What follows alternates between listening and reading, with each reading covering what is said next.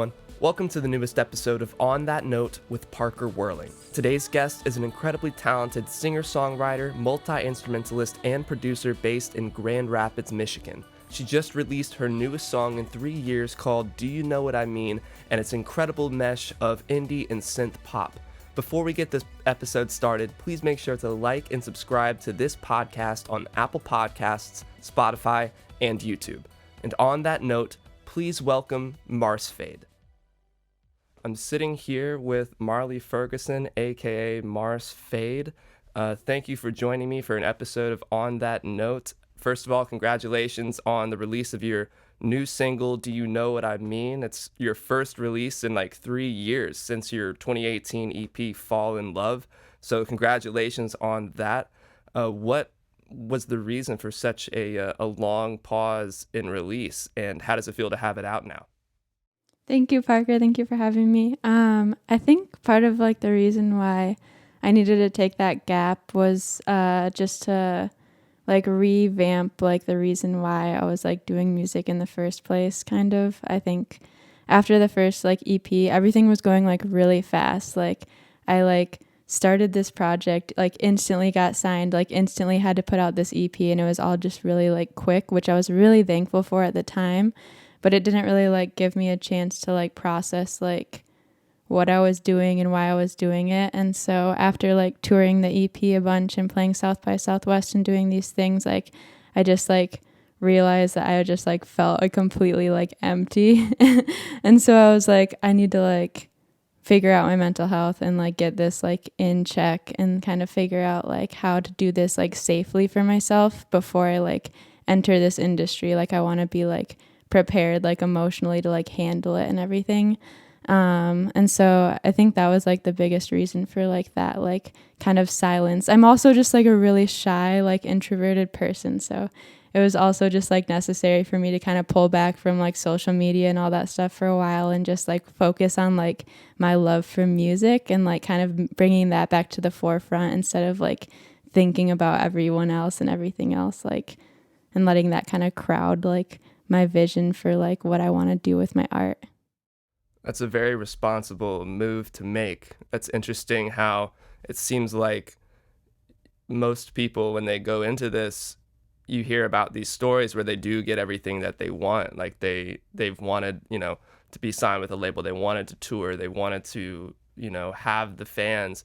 And then suddenly they get it, and it's like this whirlwind, and they don't know how to handle it because you've never been in that position before. And it's all go, go, go out of nowhere. And I would imagine that can be a very stressful situation. So that is a very responsible thing to do, and it can kind of be encouraged to not worry about that. You're like, just, put your head to the grindstone and just keep going. But if you can't take care of your mental health, you're not going to be able to perform the way you want to, and you're not going to be doing it for the reasons that are really necessary. Yeah, I guess I could kind of like foresee it becoming like an issue for me. And so I was like, I'd rather like step back now and like get myself together and re-enter it with like the right perspective rather than just like forcing it all to like happen like in like just kind of following like that like, I don't know, societally like chain of events kind of where you just have to like do what you're told. I kind of was like, you know what, like I'm gonna kind of break this pattern and just like get everything sorted out within me so that I know when I am like doing this that I'm ready to do it and that I feel confident in myself and like I'm not gonna let this industry break me, essentially. What is that perspective change for you? Like, how do you look at music now compared to how you did before? I think it was almost coming back to it with like the childlike wonder of just being like excited about music because like it's like something that's beautiful and it's something that I've always like done like and like made music in order to like heal myself and like feel like I'm able to like resolve like issues and like hurt in my life. And so I think once that started to like lose itself and I started to like focus more instead on like what do people want to hear, like what should like my sound be, like what, like all these like questions of like outside of that original like just like love of like music. I think like kind of pulling myself back into center around like it being like writing songs for like myself, like writing songs to like deal with like trauma and deal with like different emotions that like come in like life. I think that has been like kind of for me the perspective that has made everything like feel right again, and like gave me like a security in knowing that like it's not all gonna like cause me like some big downfall. That's amazing. And music is supposed to be something that brings you joy. You're not supposed to be doing it because, I mean, of course you want to make money, but like if you're just thinking about other people and things that, you know, don't make you feel like you're doing it for the right reasons or something that gives you a purpose, I would imagine that that's such a slog. Like it really can bring you down, and you can shove it off and be like, no, like I'm fine, I'm fine. But if you're honest with yourself, it would make more sense to take a step back and say, let's go about this the right way. And with this new song, did you feel like there was anything different about the way you approached it, either lyrically or producing or just writing in general compared to your previous EP? I think with the EP, like I was just really excited to be like making music on my own. And so like that was kind of like the feelings that like went into it. It was just like this is like my first time like just completely doing this myself and like not being in a band. And like I think there's some really like amazing aspects of that because it's just so cool to like create something that is just a like pure representation of like you.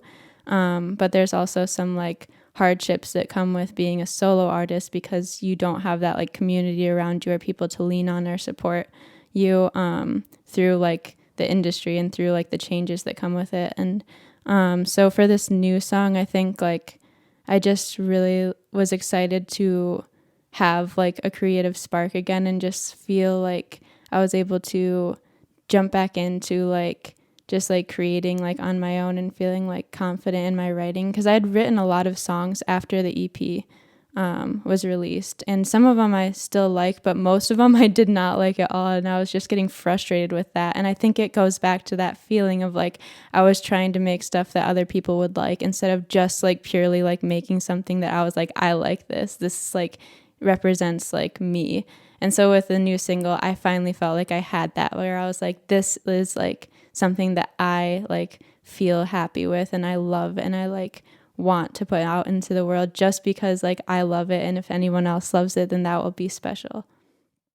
That is really why we do it in the first place, because that raw emotion, that connection isn't really something that you can describe. I was going to ask like, oh, how did you know? But like that's not really a good question because like you can't really answer that. You don't really know why something connects to you a certain way right now and the other ones maybe didn't. And you can still like your other songs that you did write, but some of them just, there's a hierarchy. Some of them really just stick with you and you feel like it's necessary not only for yourself but for the audience that listens to your music to hear this song right now because it really describes what you're going through at this moment. And that's interesting what you say about, being a solo artist, because I have a soft spot in my heart for people who write and record and produce all their music, on their own. And I know you had some help on the production or the mixing end, but it is a hard thing to do, to wear all those hats at once. So what to you are some of the challenges? What are some of the rewards? And what's your favorite part of it all? My favorite part of it all is definitely the music. I mean, I like have always gravitated towards music since I was like really, really young. And at first it just started by me writing like songs, like lyrics and melodies when I was in elementary school. But then I started to like learn how to play instruments. And I never would have like believed that I like had the power within me to like produce. Like that like seemed so scary to me when I was younger. Like it just seemed like this like magic thing that like was like almost like just like blocked away, like so far away from like me. And so like to get to like a point where like now like I'm able to like produce like a whole song myself is just like it's just so empowering. And like now I just like want like everyone to know that like it's possible. So like that's like a big part of like what I do now is like try and empower like younger, especially like teenage girls and stuff, like to realize that like they're totally capable of doing that. And so like I think there's like this empowerment that comes with being like a solo artist and like just like having like full creative control. And like there's also like a lot of like really scary stuff about it. Like even with this new song, I was terrified to put it out because I didn't know how it was gonna like, I didn't know how people were gonna respond to it, because I went into it with this like energy of like, I like this and like I like am proud of this. But then there's this reality of like, I didn't think about what the world's going to think about this, and now I have to face it because I'm putting it out, and like it's going to be like something that people will judge and people will like tell me their thoughts on. And that became really scary because then it's like I haven't really considered like what the world would think about this song, and now it's out there, and like that's like a real part of being like an artist. And when you're a solo artist, like all that critique just like feels so personal because it's like something that only your hands have like really touched, and like you brought it into the world. So it's definitely like there's definitely a lot of pros and a lot of cons. But I think like overall, like I've been in plenty of bands, and like I think this is just the most right for me because it allows me to like, I don't know, just like really like empower myself like through like the challenge of like producing something by myself, the challenge of like having to like be responsible for like all these different aspects that come with like being an artist. And I think that it just like is able to give me like this like safety and security too, and like knowing that like I control like what happens with this. Like someone else like isn't going to like hurt me through this, because I've been hurt before in like bands where like someone like, you know, like hurts me, and then like the art is then lost. Like all this like momentum and like art and stuff that we've worked towards is then like lost because of like someone else's actions. So it's nice to have like that level of control where like I know that I can always keep doing this. Like as long as I want to make music, like this project will exist. And that is so exciting to me to know that like I'm in control of its longevity. Yeah, man, what you said about being in bands and how that community can hurt you is not something I've really thought about too much or talked about too much, because I do try to emphasize the positive aspects of community on this show. But you're so right that, you know, you can be in the wrong community. You can find yourself in a band or in a group that you don't realize until later is actually maybe not looking out for your best interests, and that could be only because they have their own issues with self-confidence, and it could be easier to just attack someone else's art and put it down for their own sake. And it's a healthier thing to do, to separate yourself from that. And that's really cool that you were able to find your own voice and your own stability in yourself, because that's a hard thing to do whether you're an artist or not. And that's an interesting perspective that I guess I never really thought of. But it's very gratifying to know that you're the one who is from beginning to end in control in creating this.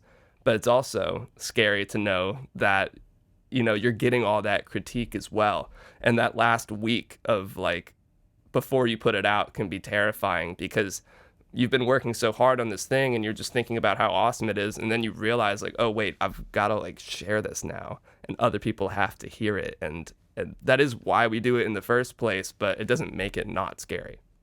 Yeah, I was definitely nervous about this song. I think especially just because it's like a totally like random and different like song structure.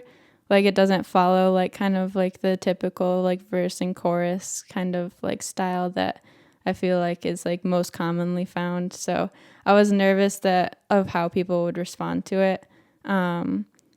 But like at the same time, like I just have to always come back to reminding myself that like I'm making music because I love music, and like if people hate it or if they love it, like at least I like did it, you know, at least I made the song, and like the song wasn't in the world before and now it is, and that's like such a cool feeling to me. Like that like just makes my whole body buzz knowing that like as like artists, like any form of art, like we're able to like bring something new into like the world. And I think that is like the stem of it all. And it's like so beautiful, and like just like at like just breaking it all down just into that like makes it like, I don't know, so special. So what kind of advice would you have for, up and coming artists or someone who hasn't really gotten into producing and they really want to start, and, maybe specifically teenage girls, like you said, you want to be kind of a, I don't know, I don't want to put words in your mouth, but a role model in a way, someone that somebody can look up to and say, hey, they did it. They look like me. I can do it too. What would you say to someone like that? I think the biggest thing that like I wish I would have heard when I was that age is just that like you like can do it. Like it sounds so simple, but I work with a lot of like teenage girls and like teaching them production and teaching them like, I don't know, like guitar and bass, and so a big thing that I hear a lot is that they just have this like idea in their head, and I think it kind of stems just from society in general, but it seems that a lot of them have this thought like that they're unable to do something, like they can't, like it's just almost this block that's like in their mind. And so once we're able to like break that down and like show like them like you actually can do it, like you can produce a song, it's really not that scary, and it's not like there's no like gatekeeping for it, like it's open to anyone and anyone can do it. Like I think once they get to that point of realization, like it just like breeds this like excitement and creativity and like empowerment. And so I think for like anyone who wanted to like do music, like I would just tell them like you can do it, like just do it. Like that's literally, it sounds so simple, but to me that's the biggest thing that was holding me back. Like as a teenager, like I really didn't think that I like had it in me to be able to produce or to be able to mix or like to be able to be an engineer. Like I thought that that was like roped off for people who were so much better and so much more impressive. And so just like realizing and like learning that you like have the power in you to like do what you want with like your art and with music, like I think that's like the first step. So was there a breakthrough moment for you where you realized you could do it? Like, was there a singular moment, or was it kind of a build-up?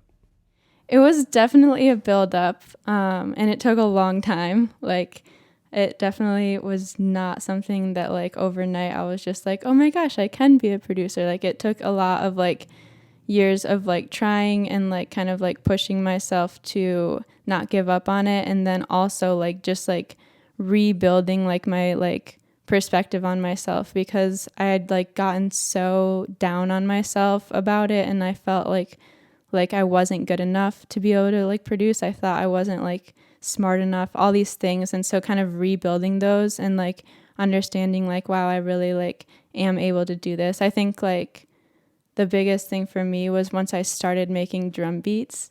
That was it for me. Like once I started making drum beats, I realized like I could do anything, because that was always the thing that held me back. I would like record like all these synths and like guitars and vocals, and I'd be like, oh, like this would be like so cool if I could like finish it, you know, if I could like actually have like it be a full production. And to me that was like adding drums. So once I figured out how to program drums, it was like the whole like that was just the floodgate of like being like, wow, like I really can do anything I want, and then like I can make anything I want. I can do any like song because I can do everything in it. And it was just like, so that was kind of like one of the bigger moments in it for me. That's funny because I feel like that was sort of similar for me, because I played in bands and I would play drums, and to me like you didn't program drums, you recorded a live drum set. So unless you had all the proper equipment and like the right drum room and all that, like you weren't gonna do it. And then I discovered, I mean, Splice, but you don't even need Splice. You can just do Logic or Ableton, what do you call it, default drums that they have, and it sounds pretty good. And so there you go. Like anybody who is looking to get into it, just work on some drum stuff and you'll realize like you can produce a whole song like right there. Yeah, I think more and more people are coming to that like understanding too, which is just super exciting to see that like it is becoming more accessible, and like people are like learning it themselves and like experimenting and just like figuring out what works for them. And I think that that is like cool to see, especially in like the younger generations, because that would have like I can't even imagine like if I would have had like the confidence in myself to like start this like at a younger age, like that's just so exciting to think, because there's just so much like untapped like creativity and stuff like in those years, so, like with all the hormones and like just like stress that you're going through. Like it's just crazy to think like that, like it's just gonna like continue to like grow like through like generations and become something that people find at an earlier and earlier age. Yeah, it's truly incredible that we do have the access that we do nowadays, because I mean, I also feel like if I was younger and I had the confidence when I was younger, I would have certainly gone full throttle into it, because it really is a mental barrier of not thinking you can do it because that's meant for someone else. It's not meant for you, but that's not true. And thinking back to like, 60s, 70s, 80s, even the 90s, like the amount of technology that you had in your home, you couldn't really like record an album with unless you really were spending a lot of money. So you had to go to a studio, and that's a lot of money. So that's like such a gate right there that is totally not there anymore. And like Steve Lacy from the internet, he recorded his EP on his iPhone and it sounds incredible. So it's like there's not really any excuse. It's all on you at that point. Yeah, it's crazy to see how much it's changed, and I think it's like really encouraging and like exciting, just to see like what people are able to like create like without having to like spend all that money. Like I've always kind of been a believer that like it's about like the person, not like the instrument. So like you don't need like the fanciest equipment to like make like a really good song. Like if a song is good and if like you like put your heart and your emotions into it, then it doesn't matter like so much like the quality of the microphone that you're using, or like like what plugins you own. Like it really, like anyone can make something that is like that moves people and that like gives them emotion and feeling, without like having to like go through all these like hoops like anymore of like paying like thousands of dollars to like record a song. It's like, I think it's cool because it allows for more perspectives to be brought into the mix, and like different people from different like ways of life like are then able to like participate in like putting out music. And I think that's like what we need, is more perspectives and like more takes like out there. And like that's what for me like I love about music, is hearing somebody else's perspective and then like sometimes like relating to it and being like, I feel that too. And so I think the more voices that are there, like that's just so much like more filled and more beautiful. Yeah, and it's crazy the kind of inspiration that we can get now. Like I don't feel like, genres are already so subdivided like crazy. Like I think in reality, like we do need genres, to be able to communicate certain things. But at the end of the day, like, I can now listen to like an electronic doom metal band in Nigeria and be like and have so much influence from that, whereas 30 years ago I wouldn't have even heard of them because of the lack of access. And like the internet has just changed the game for the ability for people to just put out their own stuff and let the world decide if it's good or not. And not that you need that kind of validation. Like you shouldn't need that. It should just be for, like you said, for your own self and to feel confident, like, oh, I can do this. But the fact that you can reach across the world and get a totally new perspective on music and life is just incredible. And I do want to ask you, I'm very curious, what inspired the name change recently from Fade to Marsfade? So literally the main reason that I changed it is just to make it easier to find. I feel like with like fade just being like a common word, and then also there being like a million people who like use that for various things, like whether that be music or like other like parts of like art, like it was just really like felt very like claustrophobic trying to like find my music. And so like changing it to Marsfade to me just like made sense, because it was like it's so much easier to like just like for people who like have never heard of me before, like just to like quickly find my music and access it. So that was a big part of it. And then another part of it is just the fact that like it just felt like a little bit more like close to me. I don't know how to like, it's a feeling kind of, but like it's just like because my name is Marley, like people have always called me Mars my whole life. And so like just adding in that little like personal part, like it almost like ties together in a funny way with like what I was describing about like trying to like bring everything back to like the right like reasons, like so the right reasons for making music, and like having the name be like connected to me, like just like pulls it like back into like that like special place of like music. Like I make music like because I love music, and like it's like I don't know, I think that the biggest reason, like to be completely honest, is just so that it's easier to like locate my music places. That's a great reason, though. Like, you really do need that. I had like a pseudonym a few years ago when I first released any music at all, called Focal Feature, and it wasn't. I mean, that wasn't like too hard to look up or find, but as I started thinking about making music more, it was like, I mean, I do other things besides music, and like I shouldn't be afraid to put my name on it, like my actual name. Like, yeah, I like the name Focal Feature, but it, my name is about as personal as it gets, and I felt like for me that was a reason why it made sense. And it sounds like to you it makes it, a little bit more personal as well, and unique to you, as opposed to just throwing up a name out there that kind of sounds cool or sleek just to, I don't know, put out an image, which is totally fine, but it's really to each their own. Yeah, I think it just felt like the right time too, with like just like coming back like after this kind of like period of being so like reclusive. It just felt like the right like time to like bring in like this like new era, and like just Right. kind of like start like fresh almost. So you're with Luminelle Records, right? Yes. So I like to talk to people about record labels on here, because when I was kind of getting into music, there was a long time where I just didn't know how record labels worked. I didn't know how important they were. I didn't know really a difference between an indie label and a big label. So what has been your experience with them so far? And what kind of advice would you give to someone who is thinking about getting with a label, or maybe a label has approached them and they're not quite sure if they should sign with them or if they should? Are there any red flags? Are there things you should look for?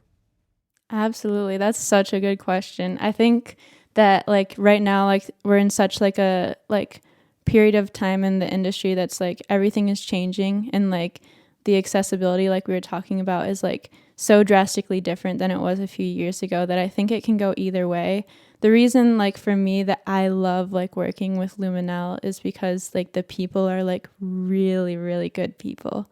Like they are some of just like the top people. Like they're just so kind to me, and like they're like all friends with each other, which is like so cool and like rad. Like they're like, it just is like, it has this like atmosphere of like they are in it like for the right reasons, like they are not like just trying to make money off of people. They love music, and like that's kind of like what like I feel like this label like blossomed out of, is just this like love for like music and for like undiscovered like indie like artists. And so I feel really, really lucky to get to work with them, because I think a lot of times like if you're working with a label and they're not like good people with your best interest in heart, then that is where it can kind of become a slippery slope. And so in my case, I'm like super, super lucky, because these like people are just like really kind and good, and like they want what's like best for me, and they're super patient with me, and just like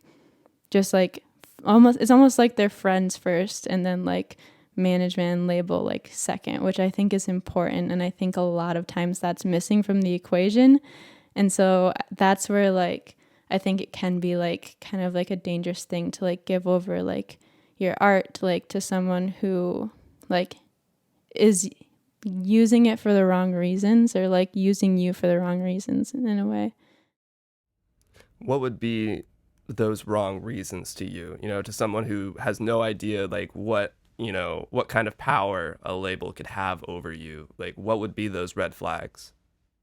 I think like you'll be able to feel like a difference in like the way that like they communicate with you and like talk to you and stuff. But I think like obviously like the biggest red flag is just like capitalism and like money at the forefront of every conversation, and like that being the driving force. I think like working with like a label who wouldn't like accept like your creativity or like support you or like be like honest with you is like also another red flag. I think that right now, like to be completely like transparent, I don't think that people need to work with a label. I think that you are able to market yourself, and we're seeing it more and more. I mean, these artists that are just like coming out of nowhere and like getting like all these like streams and just like kind of blowing up before they work with a label, and then like labels are trying to jump on them like, hey, work with us. Like Right. we see that happening so much now because of the internet. Like people are able to like get themselves out there in creative ways and like spread like their music. And like if I think like there, when I was like growing up, there was like this like thought like that you like had to be on a label in order to like be successful. And I think that's no longer like the equation. So I think people are able to like be more like thoughtful and like kind of like almost, I think they should at least be more like wary about like signing with a label and like making sure that it's the right fit for them. Because like otherwise you can get taken advantage of. I mean, it's happened to people that I know. It happened to my dad. Like sometimes like these major like record labels just don't have like your art in the heart of like what they're doing. They have like dollar signs in their eyes and they're just excited at the opportunity for them to like make more money off of you, which is just the reality of it. It sounds dark, but it's like, if you think about it, like that is what their job is. So I think you have to be really careful in like making those decisions. And like, yeah, luckily I knew like the people from Luminelle like before I signed with them. Like I had already known them, so I already trusted them. And I think that was a big part of what made me feel comfortable with like signing with them, is because like I knew like the quality of people that they were going into it, and that made me feel secure. And so it's a unique situation, and it's hard like to give advice like as far as record like major record labels go, because I've never worked with one. I've only worked with indie labels. And I think that to me, like personally, I prefer indie labels because I think that you're more likely to find that situation like with Luminelle, where they're like people who like are in it because they love music and because they want to like uplift these like artists who are just starting out, and like they want like these like songs and these people to be heard. Yeah, that makes sense. Was Luminelle, I'm assuming, very supportive of your decision to take a couple of years off there? They were, surprisingly, they were so like just comforting and like kind about it, and like yeah, they're completely understanding. I mean, they like obviously really like mental health is super important to them as well, and so like I was like really taken back by like how like just understanding and like patient they are with me, and like the fact that they still wanted to like put out this new single was just like it meant so much to me. And like I said, I just feel so like lucky that these people are like the people that are around me. And I think that's like a big thing as an artist, is to really be careful with like who you're choosing to surround yourself with and who you're choosing to work with, like whether that means like your bandmates or like your label or like even like management or like anything. Like any people that you're putting around you are going to like influence you and like have an effect on like your emotions and your art. And so I think that's like a really like key part of like these decisions that you make like daily, like as an artist, is just surrounding yourself with people who are going to like lift you up and make you like feel loved and supported. Couldn't have said it better myself. You have to be around positive people, otherwise you're just gonna be depressed all the time, and you won't know why. It's just you'll be fed that negative energy, and that really like it takes a toll on you after a while. Absolutely. Well, that's a great transition here into the last five, where I'm just going to ask you five quick questions and we'll be done. Sounds great. All right. Number one is in the studio or playing live? Playing live for me is definitely where I like feel the most like energy and like excitement about music. Interesting. I was going to guess that you would have said in the studio, just because the way we were talking about the studio, it seemed like you had such a love for it. But what about live compared to the studio makes you pick that one? I think it's just I've always like felt like as like a really like awkward and shy person, like when I get on stage, like that's like when I'm actually myself. It's so weird, and like I didn't notice it about myself until other people pointed it out. Like my like teachers in like high school would be like, "Oh my gosh, like when you like perform like in the talent show, like you're like this like totally like different like confident version of yourself. Like I didn't know you had that in you." And like it started to like kind of like make me realize like, oh yeah, that's like where I feel like most right in life.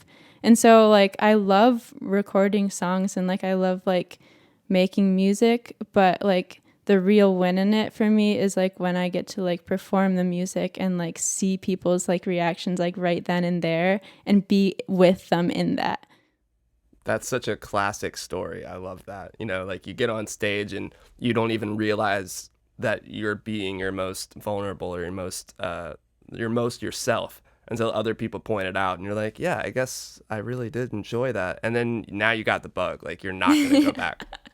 Yes. Question number 2 is, what is a perfect album front to back?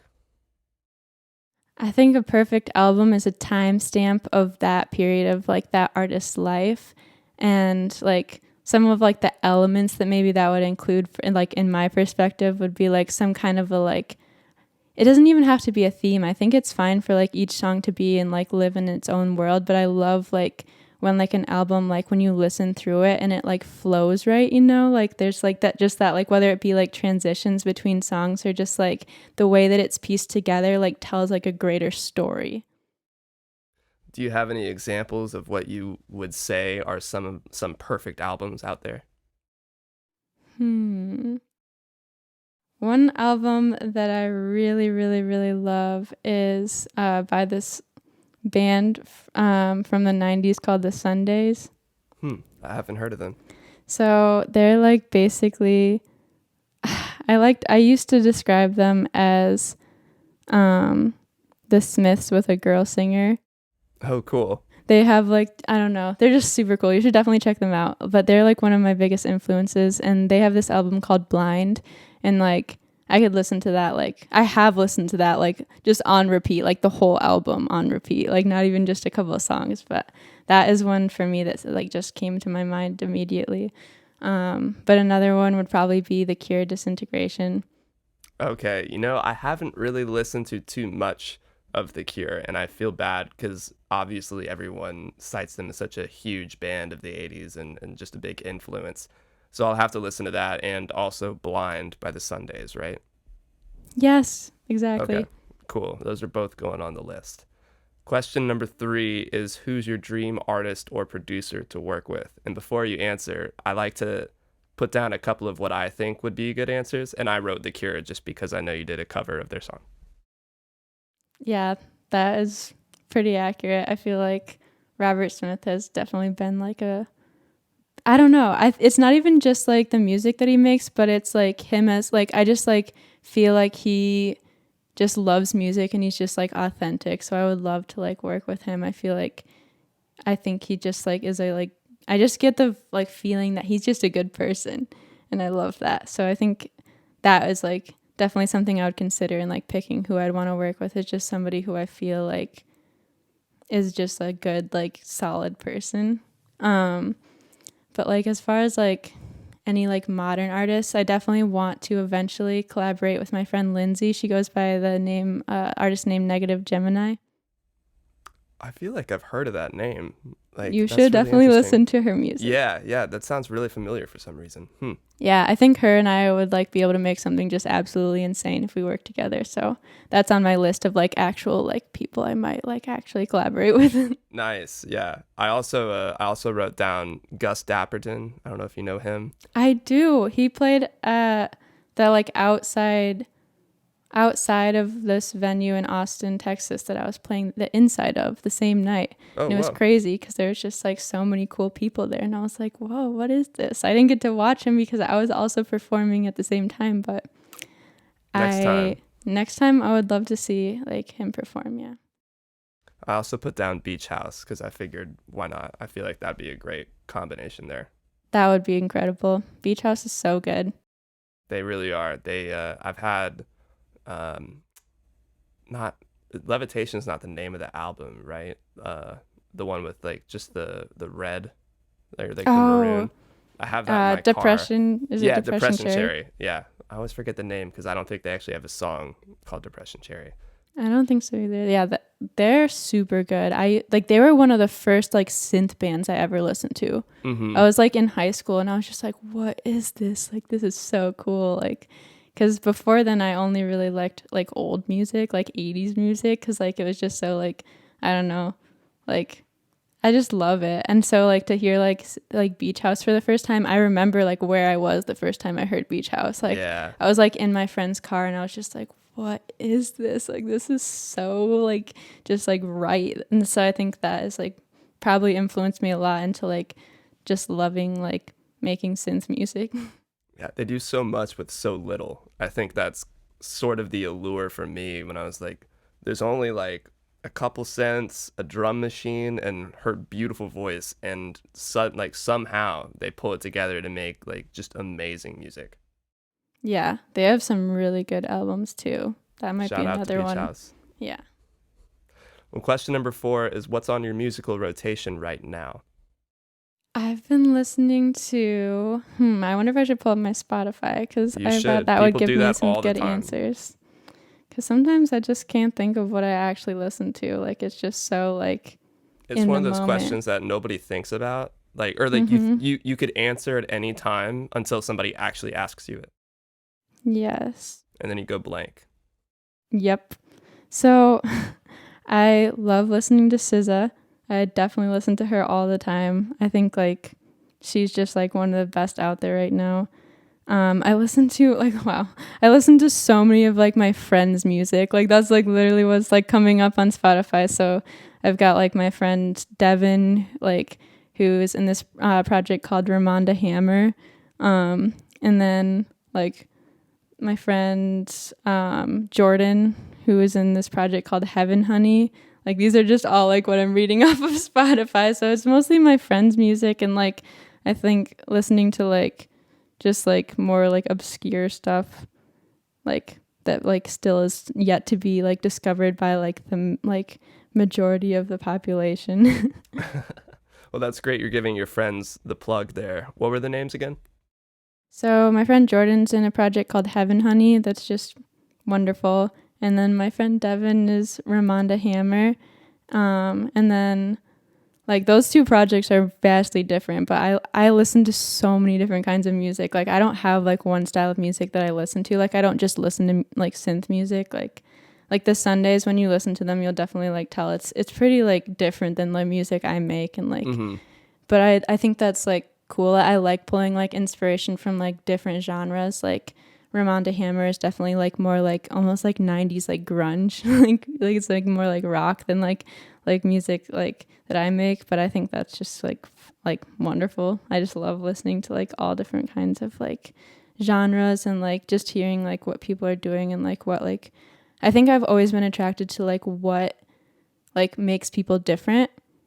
And I think that's like one of those things that like just makes me excited is like realizing that like everyone has different music tastes and like just being able to like explore like other people's tastes is so exciting. Well, for somebody who has such eclectic music taste, I'm curious what you'll say for the last question here, which is, what's your favorite decade of music? 80s. I have to do it. But I think as of recently, like, so it's always been the 80s. Like, I've always just like felt like that music just like makes me want to like dance. But it also like has like, it has this like cool thing where there's like, oh my gosh, one of my favorite bands is Depeche Mode. Oh, yeah? Yeah. And I love that they have like this like dancey sound, but then like also sometimes they just like have like these like heartbreaking songs that are just like super like slow and like almost like ballads. And I like when bands combine that, which I think is something The Cure does super well. Like they combine this like super like dark, like sad, like lyrics with like just kind of like a like bop. And I think that's something. Sorry, go ahead. No, I just think that's something like that I want to like explore more. Is just like finding that like strange balance. Yeah, it is interesting to think about really poppy sounding songs that are really kind of have, you know, some dark lyrics. I think like the 1975 has done a great job at that, to name a more modern band. But I haven't really listened to Depeche Mode either. To be honest, the 80s is probably the decade I would say is my least favorite. And I know it's like some people are like, what the fuck is wrong with you? But like, I don't know. It's not that I don't like the 80s. It's just compared to the other ones, it's probably my least that I've like delved into. Because when I think of 80s, I think of like hair metal, and that's about it. And that's I know it's not it, but that's what I think of. No, but that is so true, because like I think that's like where I could get myself into trouble by just saying the 80s, is because like there is like the general like main like music that was happening during the 80s is not what I like. Like I don't like the cheesy like pop stuff. Like I think it's more of like the like weird like underground stuff that was happening, because like this is like a time when like synths and like MIDI like and like all these like elements were like first like kind of like making their way into like everybody's music. And so I think that like exploration and like the like experimental aspects that like came with that like just like are super like interesting to hear, like the foundations of like what like made like electronic music, you know. Like I think that's like more of like the 80s that speaks to me, is like those like projects that were just like going crazy with synths and just trying to like and sampling stuff and just like going like I don't know into this like new, like they were just like marching into this like new like technology, like a new territory, yeah, that has a not new been territory discovered yet. And that's like the 80s music that like makes me like super excited. But I think like honestly like as of recently like I'm like really falling in love with like the music of now. Like there's so much cool stuff right now that like part of me like is like ready to like part with that and just like fully like dive into like everything happening now. Like I think there's just like so much good like art being made right now, and it's hard because there's so much. It's hard to sift through and like really find like what like speaks to you, but when you find that stuff, it's just like so like I don't know, it's so special. And like I think there's a lot of good music to be found right now. Yeah, I totally agree. I think it's funny when people are like, oh, new music these days sucks, like all the good stuff was back then. You're like, well, maybe you're just not trying hard to like really find the cool stuff out there. And I talked with a guy, his name's Noah. He's with a band called Simon Spine, and he said something that was really interesting to me. Like, pretty much at any point in time, you could go back 15 years and show that music of now to people 15 years ago, and their heads would like explode, like with how it sounded. But not really nowadays. Like if you went back to 2006 and you showed people stuff that had been made now, it wouldn't be quite the jump that you could back in the day. But I do think the counter to that for me was like what we said earlier, which is how easily accessible everything is. Like that would probably blow people's minds in 2006. You're like, all you have is this, laptop and an audio interface, and you could make that. I think that's what would blow people's minds back then. Yeah, that makes complete sense. I think, wait, is that Noah from Barry? Yeah. I literally know Barry because Oh, really? my last band I was in before I started being Marsfade was signed to Windspear. Is that the same label that Barry is on? Oh, okay, cool. Wow, Yeah. That's funny. Who knew? I know, that's wild. He's a great guy, and I also was like, holy shit, he's in Barry. I had no idea. That's really cool. So shout out to Noah such a at small Simon world. Spine. Yeah, that's been one really cool thing about doing this podcast, is just seeing the little connections. Like when I ask certain people to come on and I'm like, oh, hey, like how come this person follows you? And you're like, oh, like we're friends. And you're like, oh shit. Like it's just cool. Like the more I do it, the more the world gets smaller, Yeah, that's what I love about like music and touring too, is like you just like start to like build this community of like all these like different musicians from like all over the place that you just like know and like respect each other. And it's just like this like I don't know, it's like I feel like you just start to have friends from everywhere, and that's just like something I never considered as being part of like this like lifestyle, but it really is like really just pretty to get to see like all those like relationships that just kind of like grow out of like being a musician. Yeah, it's truly a great thing. Well, Marley Ferguson, aka Marsfade, thank you for joining me for an episode of On That Note. Everyone needs to go check out your new single, Do You Know What I Mean, which is out on Luminelle Records, on Spotify, Apple Music, all that good stuff. People should go follow you at Marsfade on Instagram. And once again, thank you for coming on the show, talking about your creative process. This was such an enlightening conversation. Thank you so much, Parker. It's been such a pleasure to be here.